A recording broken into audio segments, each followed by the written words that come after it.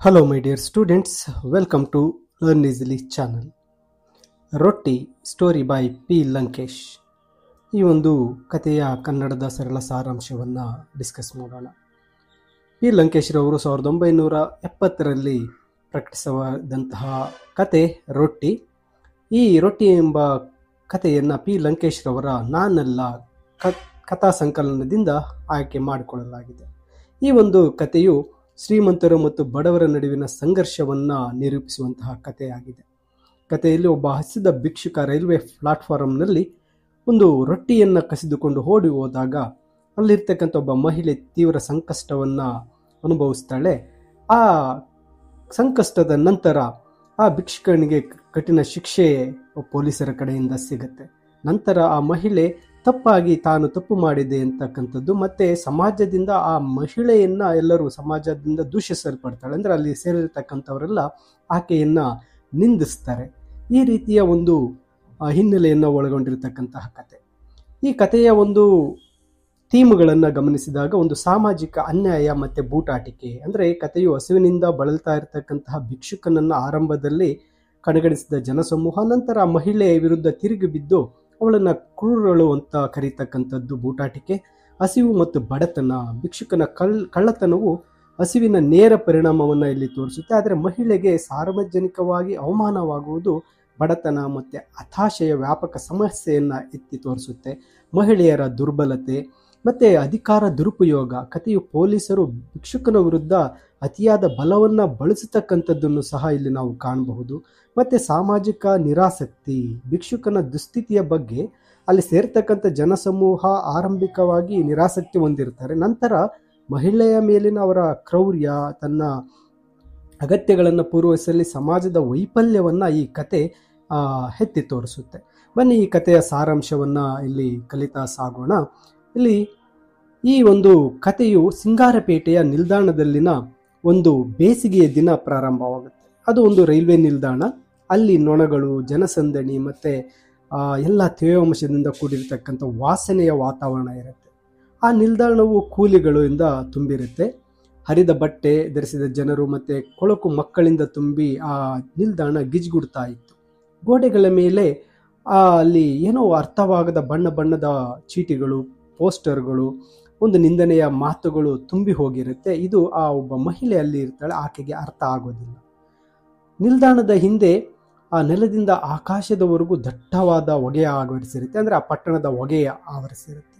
ಇಲ್ಲಿ ಈ ಕಥೆಯ ಒಬ್ಬ ಪ್ರೊಟಗಾನಿಸ್ಟ್, ಇಲ್ಲಿ ಹೆಸರಿಲ್ಲದ ಒಬ್ಬ ಮಹಿಳೆ ತನ್ನ ಮಗಳ ಹೆರಿಗೆಯ ಕಾರಣಕ್ಕಾಗಿ ಒಂದು ವಾರದಿಂದ ಆ ಪಟ್ಟಣದಲ್ಲಿ ಬಂದಿರ್ತಾಳೆ. ಆಕೆ ಹಳ್ಳಿಯ ಹೆಣ್ಣು, ಪಟ್ಟಣಕ್ಕೆ ತನ್ನ ಮಗಳ ಹೆರಿಗೆಗೋಸ್ಕರ ಬಂದಿರ್ತಾಳೆ. ಪಟ್ಟಣದಲ್ಲಿ ತಾನು ನೋಡಿರ್ತಕ್ಕಂಥ 10 ಮೆರವಣಿಗೆಗಳು, ಬ್ಯಾನರ್ಗಳು, ಬೋರ್ಡ್ಗಳನ್ನು ಅರ್ಥ ಮಾಡಿಕೊಳ್ಳೋದಕ್ಕೆ ಆಕೆ ಕೈಯಲ್ಲಿ ಆಗಿರಲ್ಲ. ಆ ವಿಷಯಗಳು ಆಕೆಗೆ ಅರ್ಥ ಆಗಿರೋದಿಲ್ಲ. ಈ ವಿಷಯಗಳನ್ನು ತನ್ನ ಮಗಳೊಂದಿಗೆ ಚರ್ಚಿಸಿ ಅವುಗಳನ್ನು ಅರ್ಥ ಮಾಡ್ಕೊಳ್ಳೋಣ ಅಂದರೆ ಆ ಮಗಳು ಕೂಡ ಆ ಒಂದು ಮೆರವಣಿಗೆಗಳಿಗೆ, ಆ ಪೋಸ್ಟರ್ಗಳಿಗೆ, ಬ್ಯಾನರ್ಗಳಿಗೆ ಎದುರುಕೊಂಡೇ ಸರಿಯಾದ ಉತ್ತರಗಳನ್ನು ಕೂಡ ಆ ಮಹಿಳೆಗೆ ನೀಡಿರೋದಿಲ್ಲ. ಮಗಳು ತನ್ನ ಗಂಡನ ಬಗ್ಗೆ ಮಾತನಾಡುತ್ತಿದ್ದಾಳೆ ಅಂತ ಭಾವಿಸಿ ಮೌನಕ್ಕೆ ಜಾರ್ತಾಳೆ. ಅಂದರೆ ತಾಯಿ ಆ ಹಳ್ಳಿಯಿಂದ ಬಂದಿರ್ತಾಳೆ ಮಗಳ ಹತ್ರ ಈ ರೀತಿ ಎಲ್ಲ ನಾನು ನೋಡಿದೆ ಅಂತ ಹೇಳ್ತಕ್ಕಂಥದ್ದು. ಆ ಮಗಳೇನು ಅಂದ್ಕೋತಾಳೆ, ತನ್ನ ಗಂಡನ ಬಗ್ಗೆ ಹೇಳ್ತಾ ಇದ್ದಾಳೆ ಅಂತ ಹೇಳಿ ಸರಿಯಾಗಿ ಉತ್ತರ ಕೊಟ್ಟಿರೋದಿಲ್ಲ. ನಂತರ ಆ ಮಹಿಳೆಯ ಅಳಿಯ ಬಂದ ತಕ್ಷಣ ಕಚೇರಿಗೆ ಹೊರಟು ಹೋಗ್ತಾ ಇದ್ದರಿಂದ ಆ ಅಳಿಯನ ಜೊತೆನೂ ಕೂಡ ಮಾತಾಡಲು ಆಕೆಗೆ ಅವಕಾಶ ಸಿಗ್ತಾ ಇರಲಿಲ್ಲ. ಒಂದು ವಾರದವರೆಗೆ ತನ್ನ ಮಗಳನ್ನ ಆರೈಕೆ ಮಾಡಿ ಅವಳಿಗೆ ಎಲ್ಲ ಒಂದು ಆರೈಕೆಯನ್ನು ಮಾಡಿದ ನಂತರ ಈ ಮಹಿಳೆ ಏನು ಮಾಡ್ತಾ ಇದ್ದಾಳೆ, ಆ ಊರಿಗೆ ಹಿಂತಿರುಗೋದಿಕ್ಕೆ ಬರ್ತಾ ಇದ್ದಾಳೆ. ಆ ಮಹಿಳೆ ತನ್ನ ಒಂದು ಸಣ್ಣದಾದ ಟ್ರಂಕ್ ಪೆಟ್ಟಿಗೆಯನ್ನು, ಒಂದು ಚೀಲವನ್ನು ತೆಗೆದುಕೊಂಡು ತನ್ನ ಹಳ್ಳಿಗೆ ಪ್ರಯಾಣ ಬೆಳೆಸ್ತಾ ಇದ್ದಾಳೆ. ಆ ಮಗಳು ಏನು ಮಾಡ್ತಾ ಇದ್ದಾಳೆ, ತಾಯಿಯ ಪ್ರಯಾಣಕ್ಕಾಗಿ ಕೆಲವು ಹಣ್ಣು ಮತ್ತು ರೊಟ್ಟಿ, ಚಪಾತಿಗಳನ್ನು ಕಟ್ಟಿಕೊಟ್ಟಿರ್ತಾಳೆ.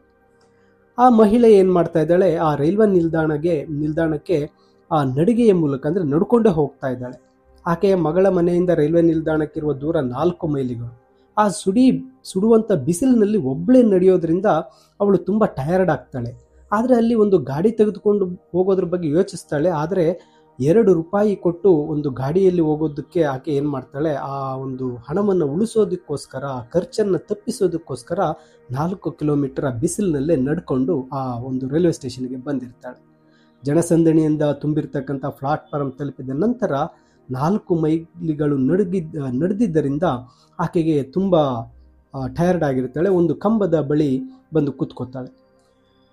ಈ ಒಂದು ಆ ನಿಲ್ದಾಣಕ್ಕೆ ಬಂದು ಕೂತ್ಕೊಳ್ಳೋಕ್ಕೆ ಬರ್ತಾಳೆ. ಅಲ್ಲಿ ಕರೆಕ್ಟಾಗಿ ನಿಂತ್ಕೊಳ್ಳೋಕ್ಕೂ ಕೂಡ ಸರಿಯಾದ ಜಾಗ ಇರೋದಿಲ್ಲ, ಯಾಕಂದರೆ ಅಲ್ಲೆಲ್ಲ ತೇವಾಂಶ ಗಿಜಿಗುಡ್ತಾ ಇರುತ್ತೆ. ಅಯ್ಯೋ, ಇಂಥ ಒಂದು ರೈಲ್ವೆ ನಿಲ್ದಾಣದಲ್ಲಿ ಸರಿಯಾಗಿ ಕುತ್ಕೊಳ್ಳೋಕ್ಕೂ ಸ್ಥಳ ಇಲ್ಲ ಅಂತ ಆಕೆ ಗೊಣಗ್ತಾ ಇರ್ತಾಳೆ. ಆ ಪಕ್ಕದಲ್ಲೇ ಒಬ್ಬ ವ್ಯಕ್ತಿ ನಿಂತಿರ್ತಾನೆ. ಆತ ಯಾವುದೇ ರೀತಿ ಕದಲಾಟ ಇಲ್ಲದೆ ನಿಂತಿರ್ತಾನೆ. ಅಲ್ಲಿ ನೆಲದ ಮೇಲೆ ಯಾರೋ ಒಂದು ಉಗುಳಿರ್ತಾರೆ. ಆ ಉಗುಳಿರ್ತಕ್ಕಂಥ ಕಪದ ಸುತ್ತಲೂ ಒಂದು ನೊಣಗಳು ಗಿಜ್ಗುಡ್ತಾ ಇರುತ್ತೆ. ಆ ನೊಣಗಳೆಲ್ಲ ಬಂದು ಅವಳ ಕಾಲುಗಳ ಮೇಲೆ ಕುತ್ಕೊಳ್ತಾ ಇರುತ್ತೆ. ಅದು ಒಂದು ರೀತಿ ಅಸಹ್ಯವಾಗಿರುತ್ತೆ. ಸುತ್ತಲೂ ನೋಡಿದಾಗ ತಾನು ಅಲ್ಲಿ ಎಲ್ಲಿಗೆ ಹೋದರೂ ಈ ನೊಣಗಳು, ಆ ಜನಸಮೂಹ ತುಂಬಿ ಹೋಗಿರುತ್ತೆ. ಆದ್ದರಿಂದ ನಾನು ತಪ್ಪಿಸ್ಕೊಳ್ಳೋಕ್ಕೆ ಸಾಧ್ಯ ಇಲ್ಲ ಅಂತ ಆಕೆಗೆ ಗೊತ್ತಾಗುತ್ತೆ.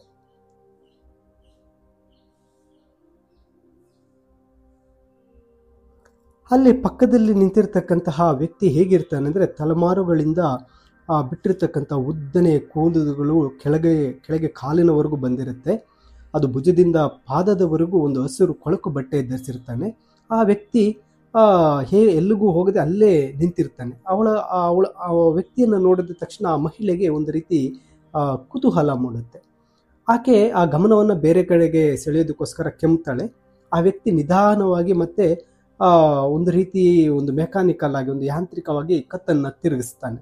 ಆಗ ಅವಳು ಅಂದ್ಕೋತಾಳೆ ಆತ ಮಹಿಳೆಯಲ್ಲ, ಪುರುಷ ಅಂತ ಆಕೆಗೆ ಗೊತ್ತಾಗುತ್ತೆ. ಆತನ ಮುಖ ಜ್ವರದಿಂದ ಬಳಲಿ ಕಣ್ಣುಗಳ ಸುತ್ತ ಆಳವಾದ ಕುಳಿಗಳಿರುತ್ತೆ. ಲೆಕ್ಕವಿಲ್ಲದಷ್ಟು ಮುಖದ ತುಂಬ ಗೆರೆಗಳು ಬಿದ್ದಿರುತ್ತೆ. ಕೋಪ ಹಾಗೂ ನೋವಿನಿಂದ ತುಂಬಿರುತ್ತೆ. ಆತ ಮುಜುಗರಗೊಂಡು ಅವಳ ತನ್ನ ಪೆಟ್ಟಿಗೆ ಮತ್ತು ಚೀಲವನ್ನು ಹತ್ತಿರಕ್ಕೆ ಎಳೆದು ಕಂಬದಿಂದ ದೂರ ಸರಿದು ಕೂತ್ಕೋತಾಳೆ ಈ ಮಹಿಳೆ. ಆದರೂ ಆ ವ್ಯಕ್ತಿ ಅವಳ ಬಳಿ ಬಂದು ಅವಳ ಕಣ್ಣುಗಳನ್ನು ನೇರವಾಗಿ ನೋಡ್ತಾ ಇರ್ತಾನೆ. ಅವಳು ಬೇರೆ ಕಡೆಗೆ ನೋಡಲು ಪ್ರಯತ್ನ ಮಾಡಿದ್ರೂ ಕೂಡ ಸಾಧ್ಯ ಆಗೋದಿಲ್ಲ. ಮತ್ತು ತಾನು ಅಲ್ಲಿಂದ ಹೋದರೆ ಆತ ನನ್ನನ್ನು ಹಿಂಬಾಲಿಸಬಹುದು ಅಂತ ಆಕೆ ಅಂದ್ಕೋತಾಳೆ. ಜನರು ಅವಳ ಆತಂಕವನ್ನು ಕಡೆಗಣಿಸಿ ತಮ್ಮ ಕೆಲಸದಲ್ಲಿ ಅವರು ನಿರತರಾಗಿ ಸುತ್ತಾಡ್ತಾ ಇರ್ತಾರೆ.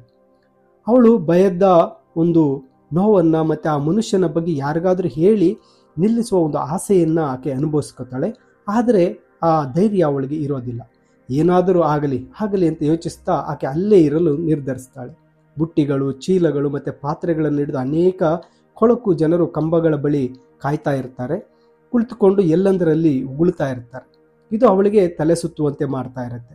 ಒಂದು ಗಂಟೆ ಬಾರಿಸಿ ಆ ರೈಲಿನ ಆಗಮನ, ಅಲ್ಲಿ ಬರ್ತಕ್ಕಂಥ ಒಂದು ರೈಲಿನ ಬಗ್ಗೆ ಒಂದು ಪ್ರಕಟಣೆ ಬರುತ್ತೆ. ಆದರೆ ರೈಲಿನ ಸಮಯದ ಬಗ್ಗೆ ಯಾರನ್ನ ಕೇಳಲು ಅವಳಿಗೆ ಸಾಧ್ಯ ಆಗೋದೇ ಇಲ್ಲ. ಒಬ್ಬ ರೈಲ್ವೆ ಕೆಲಸಗಾರನು ಗೇಟಿನ ಪಕ್ಕದ ಬೋರ್ಡ್ ಮೇಲೆ ಬರೆಯುತ್ತಾನೆ. ಮತ್ತೆ ಅವನು ಹೋದ ನಂತರ ಅವಳು ಆ ಸಂದೇಶವನ್ನು ನೋಡ್ತಾಳೆ. ಇಂದು ರೈಲು 1 ಗಂಟೆ ತಡವಾಗಿದೆ ಅಂತ ಓದ್ತಾಳೆ. ಆ ಮನುಷ್ಯ ಬೇರೆ ಕಡೆ ನೋಡ್ತಾ ಇದ್ದಾನೆ. ಮತ್ತೆ ಅವಳು ಸ್ವಲ್ಪ ಸಮಾಧಾನ ಆಗತ್ತೆ. ಆ ಮಹಿಳೆಗೆ ಆಗ ಹಸಿವಾಗ್ತಾ ಇರುತ್ತೆ. ಮತ್ತೆ ತನ್ನ ಮಕ್ಕಳು ಹಾಗೂ ಮೊಮ್ಮಕ್ಕಳನ್ನು ನೋಡುವಂಥ ತೀವ್ರ ಆಸೆ ಆಗುತ್ತೆ.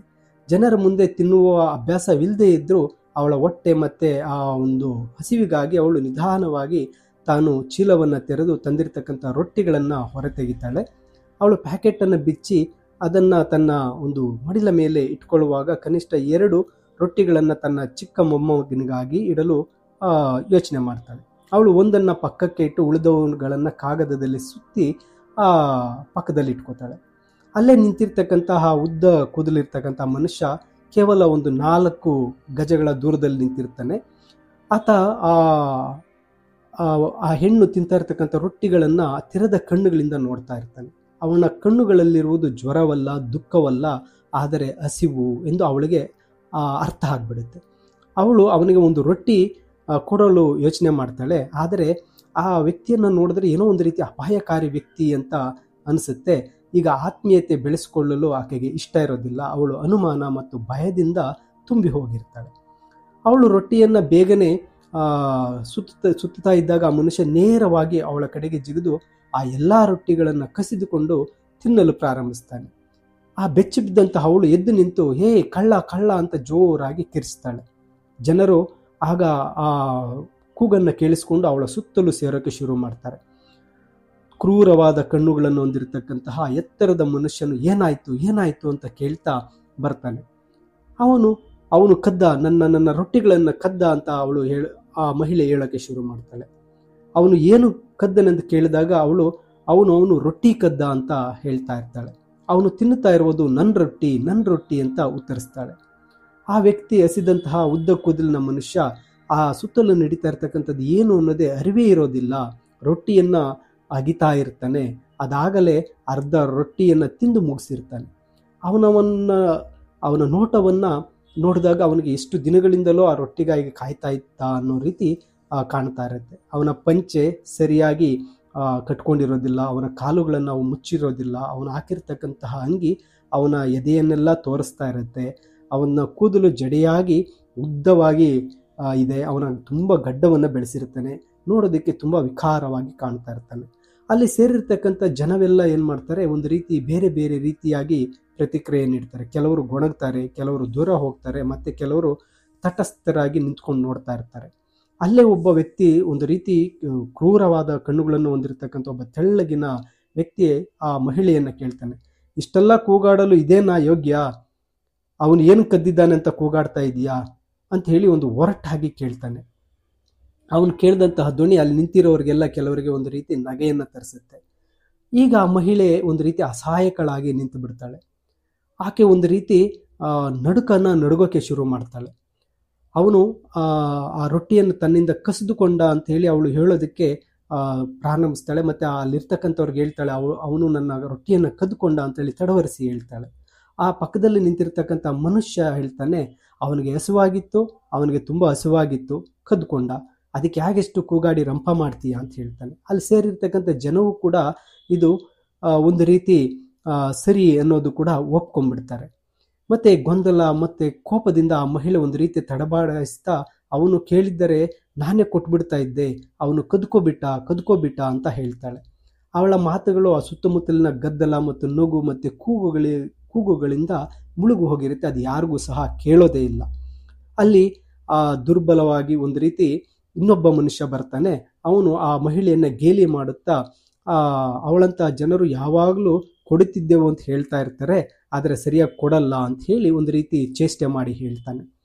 ಅವನು ಅವಳಿಗೆ ಒಂದು ರೀತಿ ಸವಾಲು ಹಾಕ್ತಾನೆ, ನಿನ್ನ ಮಗುವಿನ ಮೇಲೆ ಆಣೆ ಮಾಡು, ನೀನು ನಿಜವಾಗ್ಲೂ ಈ ರೀತಿ ಭಿಕ್ಷನಿಗೆ ಕೊಡ್ತಾ ಇದೀಯಾ, ಅವನು ಕೇಳಿದರೆ ನೀನು ಕೊಡ್ತಾ ಇದ್ದ ಅಂತ ಹೇಳಿ ಒಂದು ರೀತಿ ಸವಾಲಿನ ರೀತಿ ಕೇಳ್ತಾನೆ.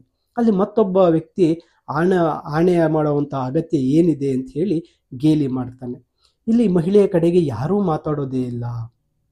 ಆಗ ಮಹಿಳೆಗೆ ಒಂದು ರೀತಿ ಕೋಪ ಬರುತ್ತೆ. ಮತ್ತೆ ತನ್ನು ಮಾತಾಡ್ತಾ ಇರ್ತಕ್ಕಂಥದ್ದು ಸರಿ ಅಂತ ಹೇಳಿ ಹೇಳ್ಕೊಳ್ಳೋದಕ್ಕೆ ಗಟ್ಟಿಯಾಗಿ ಕಿರ್ಚ್ತಾಳೆ.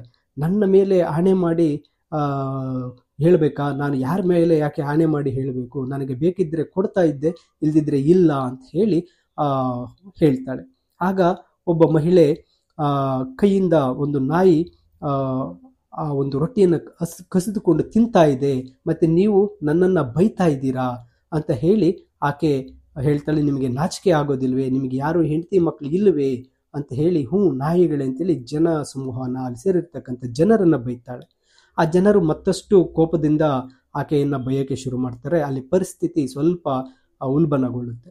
ಮತ್ತೆ ಅವರು ಅವಳನ್ನು ಪೋಲಿ ನಾಯಿ ಅಂತ ಕರೆದು ಅವಳ ಮುಖಕ್ಕೆ ಒಂದು ರೀತಿ ಹೊಡೆಯುವ ಹಾಗೆ ಬೆದರಿಕೆ ಹಾಕ್ತಾರೆ. ಅವರು ತನ್ನನ್ನು ಮುಟ್ಟಿದರೆ ತನ್ನ ಚಪ್ಪಲಿ ಬಳಸುವುದಾಗಿ ಅವಳು ಎಚ್ಚರಿಸ್ತಾಳೆ. ಆ ಮಹಿಳೆ, ನಾನು ಯಾರಾದರೂ ಹೊಡೆಯಕ್ಕೆ ಬಂದರೆ ಚಪ್ಪಲಿಯಲ್ಲಿ ಹೊಡಿತೀನಿ ಅನ್ನೋ ರೀತಿ ಆಕೆ ಮಾತಾಡ್ತಾಳೆ. ಅವಳ ಧ್ವನಿ ಕಿರುಚಾಟವಾಗಿ ಬದಲಾಗ್ಬಿಡುತ್ತೆ. ಅವಳ ಚೀಲ ಮತ್ತು ಪೆಟ್ಟಿಗೆ ಜನರು ಕಾಲಿಡ್ತಾ ಇರೋದ್ರಿಂದ ಆ ಚೀಲ ಮತ್ತು ಅವಳು ತಂದಿರತಕ್ಕಂಥ ಪೆಟ್ಟಿಗೆ ಅಲ್ಲಿ ಕಾಣೆಯಾಗ್ಬಿಡುತ್ತೆ.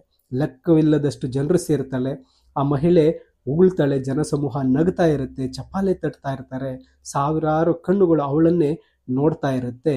ಆಗ ಆ ಮಹಿಳೆಗೆ ತಾನೆಲ್ಲೋ ಬೆತ್ತಲಾಗಿ ನಿಂತಿದ್ದೇನೆ ಅಂಥೇಳಿ ಅವಳಿಗೆ ಅನಿಸ್ತಾ ಇರುತ್ತೆ. ಮತ್ತು ಅವಳು ತನ್ನ ತಾಳ್ಮೆಯನ್ನು ಕಳೆದುಕೊಳ್ತಾಳೆ, ತುಂಬ ಭಯ ಪಡ್ತಾ ಇರ್ತಾಳೆ. ಅದೇ ಸಮಯಕ್ಕೆ ಪೊಲೀಸ್ ಎಂಬ ಒಂದು ಮಾತುಗಳು ಪ್ರಾರಂಭ ಆಗುತ್ತೆ. ದೂರದಲ್ಲಿ ಪೊಲೀಸ್ ಜನರ ಗುಂಪನ್ನು ತಳ್ಳುತ್ತಾ ಬರ್ತಾ ಇರೋದು ಕಾಣಿಸುತ್ತೆ. ಅವಳು ಪೊಲೀಸನ್ನು ನೋಡಿದ ತಕ್ಷಣ ಒಂದು ರೀತಿಯ ಹೊಸ ಜೀವನಕ್ಕೆ ಜಾರಿದಂತೆ ಒಂದು ರೀತಿ ಶಕ್ತಿ ಅವಳಲ್ಲಿ ತುಂಬುತ್ತೆ. ಮತ್ತು ಅವಳ ಭಯ ಕಣ್ಣೀರಿನ ರೂಪದಲ್ಲಿ ಒಂದು ಹೊರಗಡೆ ಬರುತ್ತೆ. ಆಕೆ ತುಂಬ ಬೆವ್ತು ಬಿಟ್ಟಿರ್ತಾಳೆ. ಆ ಒತ್ತಡದಲ್ಲಿರ್ತಕ್ಕಂಥ ಪೊಲೀಸ್ ತುಂಬ ಆತುರವಾಗಿ ಅಲ್ಲಿಗೆ ಬರ್ತಾನೆ. ಅವನು ಅವಳಿಂದ ಚೀಲವನ್ನು ಕಿತ್ಕೋತಾನೆ. ಮತ್ತೆ ಭಿಕ್ಷುಕನ ಬಳಿ ಹೋಗಿ ಅವನಿಂದ ರೊಟ್ಟಿಯನ್ನು ತೆಗೆದುಕೊಂಡು ತನ್ನ ಲಾಠಿಯಿಂದ ಅವನ ತಲೆಗೆ ಹೊಡಿತಾನೆ. ಜನರೆಲ್ಲರೂ ಸೈಲೆಂಟ್, ಮೌನರಾಗ್ಬಿಡ್ತಾರೆ. ಆದರೆ ರೊಟ್ಟಿ ಕಳ್ಳನಿಗೆ ಹೊಡೆದ ತಕ್ಷಣ ಆ ಕೋಪದ ಒಂದು ಕೋಪ ಇನ್ನೂ ಹೆಚ್ಚಾಗತ್ತೆ. ಮತ್ತೆ ಅದು ಒಂದು ರೀತಿ ಬೆದರಿಕೆಯಾಗಿ ಕನ್ವರ್ಟ್ ಆಗತ್ತೆ. ಪೊಲೀಸ್ ಆ ಭಿಕ್ಷುಕನಿಗೆ ಮತ್ತೆ ಹೊಡಿತಾನೆ. ಅವನ ತಲೆಯಿಂದ ರಕ್ತ ಚಿಮ್ಮುತ್ತೆ. ಮತ್ತೆ ಭಿಕ್ಷುಕನು ಒಂದು ರೀತಿ ಕಂಗಾಲಾಗಿ ನಿಂತು ಬಿಡ್ತಾನೆ. ಪೊಲೀಸ್ ಬಹುಶಃ ಆ ಪೊಲೀಸನಿಗೆ ಆತ ಭಯಪಟ್ಟು ಹೋಗ್ಬಿಟ್ಟಿರ್ತಾನೆ. ತನ್ನ ಲಾಠಿಯಿಂದ ಜನರನ್ನ ದೂರ ತಳ್ಳಲು ಪ್ರಾರಂಭಿಸ್ತಾನೆ. ಪೊಲೀಸ್ ಹೋಗಿ ಹೋಗಿ ಎಲ್ಲರೂ ದೂರ ಹೋಗಿ ಅಂತ ತಳ್ಳುತ್ತಾ ಇರ್ತಾನೆ. ಆಗ ಆ ಮಹಿಳೆಯ ರಕ್ತ ಸುರಿತಾ ಇರ್ತಕ್ಕಂಥ ಕಳ್ಳನನ್ನ ದಿಟ್ಟಿಸಿ ನೋಡ್ತಾ ಇರ್ತಾರೆ. ಜನರು ಆ ಪೊಲೀಸ್ ಲಾಠಿಯನ್ನ ಹಿಡಿದು ಆ ಮನುಷ್ಯನಿಗೆ ಏಕೆ ಹೊಡೆದ ಅಂತ ಕೇಳ್ತಾರೆ. ಪೊಲೀಸ್ ಜನ ಸಮೂಹದಿಂದ ಒಂದು ದೂರಕ್ಕೆ ಹೋಗುವ ಹಾಗೆ ಹೊರಟು ಹೋಗ್ಬಿಡ್ತಾನೆ. ಮಹಿಳೆ ಆಗ ಮಧ್ಯಕ್ಕೆ ಬರ್ತಾರೆ. ಅಂದ್ರೆ ಆಗ ಬಂದು ಮಾತಾಡ್ತಾಳೆ, ನಿಲ್ಲಿ ನಿಲ್ಲಿ, ಯಾರಿಗೂ ಒರೆಯಬೇಡಿ ಅಂತ ಹೇಳಿ ಆ ರಕ್ತ ಸುರಿಯುತ್ತಾ ಇರತಕ್ಕಂಥ ಕಳ್ಳನ ಬಳಿಗೆ ಹೋಗ್ತಾಳೆ. ಅವನನ್ನ ಮುಟ್ಟೋದಿಕ್ಕೆ ಅವಳು ಒಂದು ರೀತಿ ಆಸೆ ಪಡ್ತಾಳೆ. ಅಯ್ಯೋ, ರಕ್ತ ಸುರಿತಾ ಇದೆಯಲ್ಲ ಅಂತ ಅವನನ್ನ ಮುಟ್ಟಬೇಕು ಅಂದ್ಕೋತಾಳೆ. ಆದರೆ ಅದು ಸಾಧ್ಯ ಆಗೋದಿಲ್ಲ. ಯಾಕಂದ್ರೆ ತನ್ನ ಬಟ್ಟೆಗಳು ಹಾಗೆ ಮತ್ತೆ ಪೆಟ್ಟಿಗೆಯನ್ನ ಆಕೆ ಹುಡುಕುವಂತಹ ಒಂದು ಭರದಲ್ಲಿರ್ತಾಳೆ. ಯಾಕಂದ್ರೆ ಜನ ಸಮೂಹ ಸೇರಿದಾಗ ತನ್ನ ಬಟ್ಟೆಗಳು, ಚೀಲ, ಪೆಟ್ಟಿಗೆ ಎಲ್ಲ ಅಲ್ಲಿ ಮಾಯ ಆಗಿರುತ್ತೆ. ಭಯದಲ್ಲಿ ಅಲ್ಲಿರ್ತಕ್ಕಂಥ ಪೊಲೀಸ್ ಅವಳನ್ನ ಈ ಗೊಂದಲಕ್ಕೆ ಒಂದು ರೀತಿ ದೂಷಣೆ ಮಾಡ್ತಾನೆ. ಎಲ್ಲ ನಿನ್ನಿಂದನೇ ಆಗಿದ್ದು ಅಂತ ಹೇಳಿ ಆಕೆಯನ್ನ ಬೈಯಕ್ಕೆ ಶುರು ಮಾಡ್ತಾನೆ. ಆ ಜನರೆಲ್ಲರನ್ನ ಮೆಚ್ಚಿಸೋಕೆ ಪ್ರಯತ್ನಿಸ್ತಾನೆ. ಅಮ್ಮ, ಈ ಎಲ್ಲ ಗೊಂದಲಕ್ಕೆ ನೀನೇ ಕಾರಣ, ಇಲ್ಲಿಂದ ಹೊರಟೋಗು, ನಿನ್ನಂತ ಜನರಿಂದ ನೋಡು ಎಷ್ಟು ತೊಂದರೆ ಆಗ್ತಾ ಇದೆ ಅಂತ ಹೇಳ್ತಾನೆ. ಅಲ್ಲಿಂದ ಹೊರಡಲು ಸಾಧ್ಯ ಆಗದೆ ತನ್ನ ಚೀಲದಲ್ಲಿದ್ದಂಥ ಹಣ್ಣುಗಳು ಆ ಕಳ್ಳನಿಗೆ ಮತ್ತೆ ಎಲ್ಲ ಜನರಿಗೆ ನೀಡಲು ಅವಳಿಗೆ ಅನಿಸ್ತಾ ಇರುತ್ತೆ. ತಾನು ತಂದಿದ್ದಂಥ ಚೀಲದಲ್ಲಿದ್ದಂಥ ರೊಟ್ಟಿ, ಹಣ್ಣುಗಳನ್ನೆಲ್ಲ ಕೊಡಬೇಕು ಅಂತ ಅನಿಸುತ್ತೆ. ಅವಳು ಹಣ್ಣು, ಸೋಪ್, ಪೌಡರ್ ಮತ್ತೆ ಸಾಕ್ಸುಗಳು ಮತ್ತೆ ಗೊಂಬೆಗಳನ್ನು ಹೊರತೆಗೆದು ಮೌನವಾಗಿ ಕೈ ಚಾಚಿ ಎಲ್ಲರಿಗೂ ಹಂಚಲು ಪ್ರಯತ್ನ ಮಾಡ್ತಾಳೆ. ಯಾರು ಏನನ್ನೋ ತೆಗೆದುಕೊಳ್ಳೋದಿಲ್ಲ. ಅವಳು ನನ್ನನ್ನು ಕ್ಷಮಿಸಿ ಅಂತ ಹೇಳೋಕೆ ಪ್ರಯತ್ನಿಸ್ತಾಳೆ. ಆದರೆ ಅವಳ ಮಾತುಗಳು ಸಹ ಹೊರಬರೋದಿಲ್ಲ. ಹಣ್ಣುಗಳು ಮತ್ತು ತನ್ನ ಕೈಯಲ್ಲಿ ಹಿಡಿದಿರ್ತಕ್ಕಂಥ ವಸ್ತುಗಳೆಲ್ಲ ಒಂದು ರೀತಿ ಆಕೆಯ ಕೈಯಿಂದ ಶಕ್ತಿಹೀನಗೊಂಡು ಕೆಳಕ್ಕೆ ಬೀಳ್ತಾ ಇರುತ್ತೆ. ನಂತರ ಆ ಒಂದು ರೀತಿ ದೂರದಲ್ಲಿ ಯಾರೋ ಶಿಳ್ಳೆ ಹೊಡಿತಕ್ಕಂತಹ ಒಂದು ಶಬ್ದ ಕೇಳುತ್ತೆ. ಒಂದು ರೀತಿ ಮಿಲಿಟರಿಯ ಕೂಗು ಕೇಳಿಸುತ್ತೆ. ಅಲ್ಲಿ ಎಲ್ಲರಿಗೂ ಒಂದು ರೀತಿ ಭಯ ಹುಟ್ಟುತ್ತೆ. ಜನರು ಅಲ್ಲಿಂದ ಎಲ್ಲರೂ ಚೆದರಿ ಹೋಗೋದಕ್ಕೆ ಪ್ರಯತ್ನಿಸ್ತಾರೆ. ಆ ಒಂದು ಜನರ ಸಮೂಹ ಒಂದು ರೀತಿ ನೂಕುನುಗ್ಗಲಿಗೆ ಕಾರಣವಾಗುತ್ತೆ. ಆ ಪೊಲೀಸ್ ಕೂಡ ಅಲ್ಲಿ ಒಂದು ರೀತಿ ಸ್ಟ್ಯಾಚ್ಯೂ ತರ ನಿಂತಿರ್ತಾನೆ. ಅವನಿಗೊಂದು ಉತ್ಸಾಹ ಬರುತ್ತೆ. ಜನರ ಮೇಲೆ ಲಾಠಿ ಚಾರ್ಜ್ ಮಾಡಲು ಪ್ರಾರಂಭ ಮಾಡ್ತಾನೆ. ಅವಳು ಹೊಡೆಯೋಕ್ಕೆ ಶುರು ಮಾಡಿದಾಗ ಅಲ್ಲಿರ್ತಕ್ಕಂಥ ಮಹಿಳೆ, ನಿಲ್ಲಿ, ಅವರಿಗೆ ಹೊಡೆಯಬೇಡಿ ಅಂತ ಹೇಳ್ತಾಳೆ. ಆದರೆ ಯಾರು ಅವಳ ಮಾತನ್ನ ಕೇಳೋದಿಲ್ಲ. ಆಗ ಅಲ್ಲಿಗೆ ಬಂದಂಥ ಮಿಲಿಟರಿ ಪಡೆಯ ಜನರ ಮೇಲೆ ಒಂದು ರೀತಿ ದಾಳಿ ಮಾಡ್ತಾಳೆ. ಪೊಲೀಸ್ ಅವಳ ಮೇಲೆ ಒಂದು ಕೈಯನ್ನು ಹಿಡ್ಕೊಂಡು ಎಳೆದುಕೊಂಡು ಹೋಗ್ತಾ, ನೋಡು, ಈ ಜನರಿಂದ ಎಷ್ಟು ತೊಂದರೆ ಆಗ್ತಾ ಇದೆ, ಬಾ, ಈಗ ಇವರೆಲ್ಲರೂ ಚೆದರು ಹೋಗ್ತಾರೆ ಅಂತ ಹೇಳ್ತಾ ಪೊಲೀಸ್ ಅವಳ ಕೈಯನ್ನ, ತೋಳನ್ನ ಹಿಡ್ಕೊಂಡು ಎಳ್ಕೊಂಡು ಹೋಗ್ತಾನೆ. ಅವಳ ಒಂದು ಕೈ ಅವಳನ್ನು ಎಳೆದಾಡಬೇಕಾದ್ರೆ ಪೊಲೀಸನ ಕೈ ಅವಳ ಮೈಯನ್ನೆಲ್ಲ ಸವರ್ತಾ ಇರುತ್ತೆ. ಅವಳು ದೂರ ಸರಿದು ನಿಂತ್ಕೊಳ್ಳೋದಕ್ಕೆ ತುಂಬಾ ಹೆಣಗಾಡ್ತಾ ಇರ್ತಾಳೆ. ಅವರು ಜನರಿಗೆ ಏಕೆ ಹೊಡಿತಾ ಇದ್ದಾರೆ, ನಿಲ್ಲಿಸಿ, ಅವರಿಗೆ ಹೊಡಿಬೇಡಿ, ನಾನು ಬರ್ತಿಲ್ಲ, ನೀನು ಹೋಗು, ನನ್ನನ್ನು ಬಿಡು ಅಂತ ಅವಳು ಹೇಳ್ತಾಳೆ. ಆದರೆ ಪೊಲೀಸ್ ಅವಳನ್ನ ಹಿಡಿದಿಟ್ಕೊಂಡು ಗಟ್ಟಿಯಾಗಿ ಅವಳನ್ನು ಹಿಡ್ಕೊಂಡು ಎಳ್ಕೊಂಡು ಹೋಗೋದಕ್ಕೆ ಮುಂದಾಗ್ತಾನೆ. ಅಲ್ಲಿಗೆ ಬಂದಿದ್ದಂತಹ ಮೀಸಲು ಪಡೆ, ಆ ಪೊಲೀಸರವರ ಪ್ರಭಾವ ಜಾಸ್ತಿ ಇರುತ್ತೆ. ಆಗ ಜನರೆಲ್ಲ ದೂರ ನಿಂತು ಹೋಗ್ತಾ ಇರ್ತಾರೆ. ಒಂದು ರೀತಿ ಅವರೆಲ್ಲರನ್ನ ತಳ್ಳುತ್ತಾ ಇರ್ತಾರೆ. ಅಲ್ಲಿ ರೊಟ್ಟಿ ಕಳ್ಳ ಇನ್ನೂ ಅದೇ ಕಂಬದ ಬಳಿ ನಿಂತಿರ್ತಾನೆ. ರಕ್ತ ಸುರಿಯುತ್ತಾ ಅವಳ ಕಡೆಗೆ ನೋಡ್ತಾ ಇರ್ತಾನೆ. ಪೊಲೀಸ್ ಅವಳನ್ನ ಎಳೆದುಕೊಂಡು ಹೋಗಿ ಆ ಒಂದು ಮಿಲಿಟರಿ ಪಡೆಗಳ ಬಳಿ ಬಿಡ್ತಾನೆ. ಅವರು ಅವಳ ಸುತ್ತಲೂ ನಿಲ್ತ್ಕೋತಾರೆ. ಅವಳು ಒಂದು ರೀತಿ ರಾಜಕುಮಾರಿಯಂತೆ ಕಾಣ್ತಾ ಇರ್ತಾಳೆ. ಅವಳು ಓಡಿ ಹೋಗಿ ಜನರ ಗುಂಪನ್ನ ಸೇರಿಕೊಳ್ಳಲು, ಅವರಿಂದ ಒಡಿಸಿಕೊಳ್ಳಲು ಮತ್ತೆ ಅವರೊಂದಿಗೆ ಕೋಪವನ್ನು ತೋರಿಸಲು ಹಂಬಲಿಸ್ತಾಳೆ. ಆದರೆ ಪೊಲೀಸರಿಂದ ಸುತ್ತುವರೆದಂತ ಅವಳ ಹಿಂದೆ ಒಂದು ವ್ಯಾನ್ ಹೊರಡುತ್ತಾ ಇರುತ್ತೆ. ಮತ್ತೆ ಆ ಒಂದು ಲೆಫ್ಟ್ ರೈಟ್ ಎಂಬತಕ್ಕಂತಹ ಒಂದು ಆರ್ಡರ್ ಬರ್ತಾ ಇರುತ್ತೆ.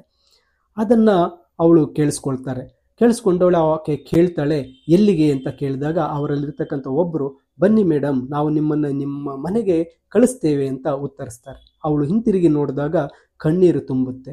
ಆ ನಿಲ್ದಾಣದ ನಡುವೆ ಭಿಕ್ಷುಕನು ಕಾಣಿಸ್ತಾನೆ. ಅವನ ಕಣ್ಣುಗಳು ಜ್ವರ ಮತ್ತೆ ಕೋಪ ಮತ್ತೆ ಹಸಿವಿನಿಂದ ತುಂಬಿದ್ದು ಅವಳನ್ನ ನೋಡ್ತಾ ಇರುವಂತೆ ಗೊತ್ತಾಗತ್ತೆ. ಅವಳು ಕರೆದುಕೊಂಡು ಹೋಗುವಾಗ ಒಂದು ರೀತಿ ಹಿಂತಿರುಗಿ ನೋಡ್ತಾಳೆ. ಆಗ ಅವಳಿಗೆ ಯಾರೂ ಕಾಣಿಸೋದಿಲ್ಲ. ಆಗ ಅವಳಿಗೆ ಅನಿಸುತ್ತೆ ಕೇವಲ ಪೊಲೀಸರ ದುರ್ವಾಸನೆ. ಅವಳು ಕಣ್ಣು ಮುಚ್ಚಿದ ತಕ್ಷಣ ಆ ಮನುಷ್ಯನ ಚಿತ್ರವೇ ಕಾಣಿಸುತ್ತೆ, ಆ ಭಿಕ್ಷುಕನ ಚಿತ್ರವೇ ಕಾಣಿಸುತ್ತೆ. ಹಸಿರು ಶರ್ಟ್, ಆ ತೊಡೆಗಳನ್ನು ಮುಚ್ಚದ ಪಂಚೆ, ಹಸುವಿನಿಂದ ತುಂಬಿದ ಕಣ್ಣುಗಳು ಮತ್ತೆ ಆತನ ತಲೆಯಿಂದ ಸುರಿಯುತ್ತಿರುವ ರಕ್ತ ಮಾತ್ರವೇ ಕಾಣಿಸುತ್ತೆ. ಈ ರೀತಿಯಾಗಿ ಪಿ ಲಂಕೇಶ್ ರವರು ಈ ಒಂದು ರೊಟ್ಟಿ ಒಂದು ಕಥೆಯನ್ನು ಬರೆದಿರುತ್ತಾರೆ. ಮೈ ಡಿಯರ್ ಸ್ಟೂಡೆಂಟ್ಸ್, ಈ ಕನ್ನಡದ ಒಂದು ಎಕ್ಸ್ಪ್ಲನೇಷನ್ ಒಂದಿಗೆ ನಿಮಗೆ ಸಮರಿಯ PDF ಹಾಗೆ ಇದರ ಇಂಗ್ಲಿಷ್ ಸ್ಟೋರಿ, ಕನ್ನಡ ಸ್ಟೋರಿ ಎಲ್ಲವನ್ನು ಸಹ ನಾನು PDF ರೂಪದಲ್ಲಿ ನಿಮಗೆ ಡಿಸ್ಕ್ರಿಪ್ಷನಲ್ಲಿ ನೀಡಿರ್ತೇನೆ. PDF ಲಿಂಕನ್ನು ಕ್ಲಿಕ್ ಮಾಡಿ ನೀವು ಡೌನ್ಲೋಡ್ ಮಾಡಿಕೊಂಡು ಮತ್ತೊಮ್ಮೆ ಓದಿದರೆ ನಿಮಗೆ ಸಂಪೂರ್ಣವಾಗಿ ಅರ್ಥ ಆಗುತ್ತೆ ಅಂತ ಭಾವಿಸುತ್ತಾ, ಹೆಚ್ಚಿನ ವಿಡಿಯೋಗಳಿಗಾಗಿ ಲರ್ನ್ ಈಸಿಲಿ ಚಾನಲನ್ನು ನೋಡ್ತಾ ಇರಿ. ನಿಮ್ಮ ಸ್ನೇಹಿತರಿಗೂ ವಿಡಿಯೋಸನ್ನು ಶೇರ್ ಮಾಡಿ. Thank you for watching.